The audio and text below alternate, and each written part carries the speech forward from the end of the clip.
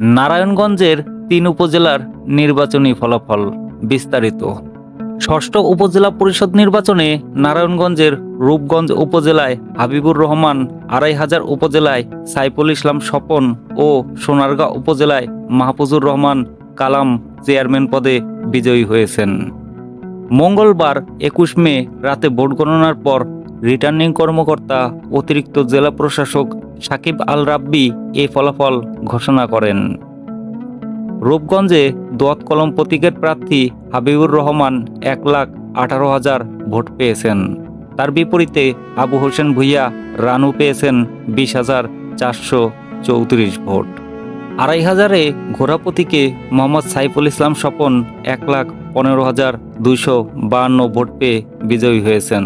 তার নিকটতম প্রতিদ্বন্দ্বী শাহজালাল মিয়া দোয়াত কলম প্রতীকে পেয়েছেন ১৩,১৩২ ভোট। সোনারগাঁয়ে ১৪২ কেন্দ্রের ফলাফলে বিজয়ী ঘোড়া প্রতীকে মাহফুজুর রহমান কালাম পেয়েছেন ৮১,৯৫৯ ভোট। নিকটতম প্রতিদ্বন্দ্বী বাবুল হোসেন ওমর পেয়েছেন ৭৫,৬২৫ ভোট। রূপগঞ্জ উপজেলায় চেয়ারম্যান পদে ২ জন ছিলেন। তারা হলেন সাবেক ইউপি চেয়ারম্যান আবু হোসেন ভূঁইয়া আনারস ও হাবিবুর রহমান দোয়াত কলম।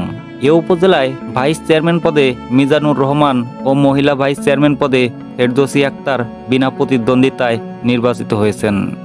২৫০০ উপজেলায় প্রতিদ্বন্দ্বিতা করেছেন উপজেলা আওয়ামী লীগের সাবেক সভাপতি ও সাবেক উপজেলা চেয়ারম্যান শাহজালাল মিয়া দোয়াত কলম, উপজেলা স্বেচ্ছাসেবক লীগের সাবেক সভাপতি কাজী সুজন ইকবাল আনারস ও উপজেলা আওয়ামী লীগের সদস্য ও সাবেক ইউপি চেয়ারম্যান মোহাম্মদ সাইফুল ইসলাম ঘোড়া।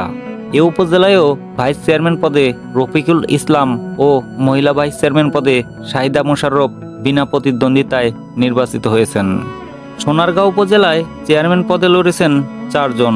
তারা হলেন সাবেক ভাইস চেয়ারম্যান বাবুল হোসেন আনারস, উপজেলা আওয়ামী লীগের সাবেক সাধারণ সম্পাদক মাহফুজুর রহমান কালাম ঘোড়া, উপজেলা যুবলীগের সভাপতি রফিকুল ইসলাম নান্নু মোটরসাইকেল ও উপজেলা যুবলীগের সাধারণ সম্পাদক মোহাম্মদ আলী হায়দার দোয়াত কলম। এ উপজেলায় ভাইস চেয়ারম্যান পদে প্রতিদ্বন্দ্বিতা করেছেন আবুল ফয়েজ শিপন চশমা, এম জাহাঙ্গীর হোসেন ভূঁইয়া টিউবওয়েল, মাসুম চৌধুরী তালা ও আজিজুল ইসলাম মাইক। মহিলা ভাইস চেয়ারম্যান পদে লড়েছেন ফরিদা পারভিন ফুটবল ও মাহমুদ আক্তার হাস। নিউজ সূত্র নারায়ণগঞ্জ বার্তা 24, 22 মে 2024।